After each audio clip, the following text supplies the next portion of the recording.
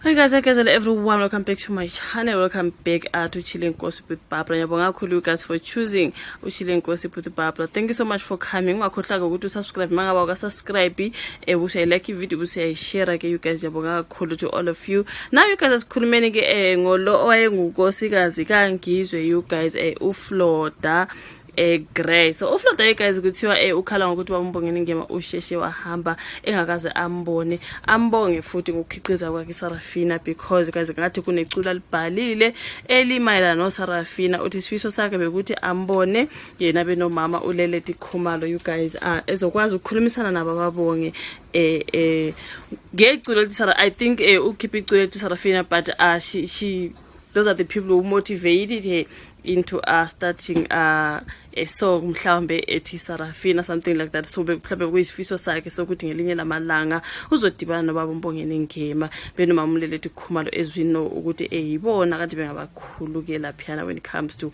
the movie uSarafina. Angazi you guys kuthiwa lapha nobeshade noNgizwe Mchunu uyabalisa ngoMbongeni Ngema. So umculi obe unkosikazi wesithathu kaNgizwe Mchunu unqobile Floda Grey team khulu uthi uqemeke udumelo ngozi ngokushona kwengwazi emidlalo yeshashalazi uMbongeni Ngema. Na uFloda Grey uthe okumenze wasala enesilonda esingasoze saphola ngokushona kaMbongeni Ngema, ukuthi uhambe engasakwazanga ukumbona amhloniphe saphila ngokukhiqiza kwakhe iSarafina. So uhamba nje uNgema uFloda Grey ubesebhale ingoma esihloko esithi Sarafina ngenhloso yokwethulela umfoka Ndlokovu isigqoke saphila. Uthi ngangihlela ukubonana naye sengibuya eLondon kanti uzoshona ngaphambi kokuba sibonane. So bengifuna yena noLate Mbongeni babe kwivideo yayo ngoba ngisusele emidlalweni wakhe iSarafina. So naye echaza ke ngokwenza lengoma uFloda Grey uthe akayiqambanga kodwa yazifikela nje kuye. So konke ngale ngoma kumayelana ngomdlalo wakhe nangokuba isishoshovu kukaSarafina obengumuntu ohambe esimkwelete ukumthulela isigqoko singabantu baseNingizimu Afrika. So uthi ngiyohlala ngimbonga ngokwazi igama elithi Sarafina ngenxa yakhe. So uNgema washona ngoDisemba 27 yakhe ngemuva kokwehlelwa ingozi yemoto elusikisi eEastern Cape. So uFloda Grey akamusha emculweni kodwa usekhiphe inqwaba yemicu okubala kuyo ethi Runaway, Betters of the Heart, What You Do, Cloud, Iona Le, Busy Bee, Direct Connect, Heart of My Sleeve, Naughty Designer. Now kulezi insuku izingoma zikaFloda Grey zishisa izikhotha emazweni ahlukahlukene okubala ku USA, Nigeria, UK naseJamaica.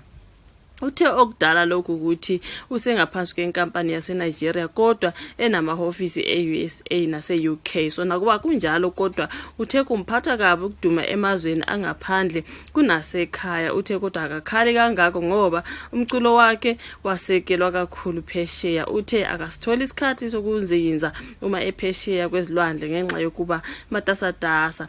Ngizethanda ukusebenza nabaculi bakwamanye amazwe kodwa uthe uyafisa ukuproducelwa ngoCape the Small noma Phorisa enye izingoma. So move nje uFloda Grey usanda kumemezela ukuthi usenesikhathi ehlukene noNgizwe futhi usenesoka elizinze eUK. Wow, okay you guys, ukhona ke umunye ubhuti wakwayaza wathi ingamanga yonke lento ukuthi uFloda Grey wamshiya uNgizwe. But ke you guys sasizifunda nje izindaba kuthiwa uFloda Grey uthe usukile kaNgizwe Mchunu ngenxa yalokho nalokho. So bengimangala ke mina ngibona abantu bethi nina namanga unkosikazi kaNgizwe kamshile kodwa ke mangifunda la kuyacaca ukuthi yena wamshiya ngempela you guys. Ke kuthiwa ukhalela ke ubaba Mbongeni Ngema bese necula libhalile you guys ngokaSarafina ejiyelile ukuthi uzodibana nomama uLate Mbongeni nobaba Mbongeni Ngema ke kodwa ngoba washona ubaba you guys ubethu befuna ukuthi babe ku video yakhe yalelo culo lethi Sarafina ngoba wayazi uSarafina ngenxa yabo you guys. So yeah man, it's sad ke ngoba akaseke emhlabeni kodwa sengamhlambe sengazama ukuthi abonane nomama uLate Mbongeni azoba khona ke kwi video yakhe njengokuthanda kwakhe befunile ukuthi babe khona kuleyo video eculo lakhe lithi Sarafina. Mina nje ngumbono wami ngithi mhlambe mengexhumana naye mama uLate Mbongeni kuye nguye ozoba khona ke njengoba engasekho emhlabeni ke ubaba uMbongeni Ngema. Nalokho kungaba ngcono mhlambe kodwa siyambongela uFlorida Gray ukuthi uyakhala ke ngokushona kukababa uMbongeni Ngema. Inhlelo ngeke sakwazi ukufezeka njengoba besafuna ukuthi adibane naye. Okay you guys, so usebenza engale ngaphesheya uFlorida Gray uthi usebenzela emazweni angaphandle. Umculo wakhe udume kakhulu emazweni angaphandle ukudlula la ekhaya ke, kodwa akusenani uyafisa ukusebenza nabo Kabza the Small nabo Maphosa ngelinye ilanga bamproducele yezinye yezingoma zakhe. So uFlorida Gray ke ulobe unkosikazi kaNgizwe Mchunu. Guys ngiyabonga kakhulu ukuthi uyibuke ivideo, ungakhona ukuthi ushovo lwakho ka comment section, usuya subscribe futhi ulike, usuya share na ukushare ushare labanye ukuze sizokhula kule channel. Ngiyabonga kakhulu isikhathi sakho. Thank you so much. Ngizobona again another video.